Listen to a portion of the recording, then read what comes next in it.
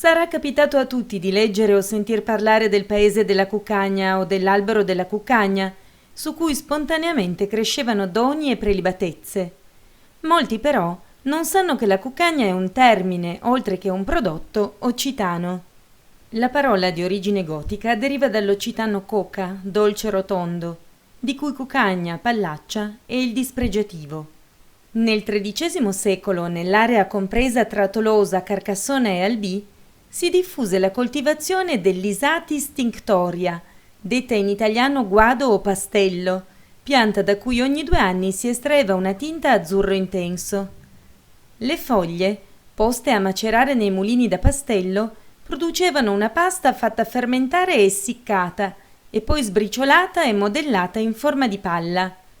Da quelle palle ben essiccate soltanto l'anno successivo si estraeva un concentrato, la granat, che produceva una tintura azzurro scuro destinata ai mercati del nord Europa. Pur significando dolce, coca assunse un senso dispregiativo, cuccagna, perché per ottenere il viraggio chimico e il blu squillante, la granata era impastato con l'urea contenuta nell'urina bovina. Il nome popolare occitano era pastel, indicante sia la pasta che il colore. Si giunse a produrne fino a 60.000 tonnellate l'anno, vendute a peso d'oro. Il commercio del pastello riversò su Tolosa e dintorni un'immensa ricchezza e la regione divenne una delle più prospere del tempo, tanto che il termine paese della cuccagna finì per designare per antonomasia un luogo dalle ricchezze inesauribili.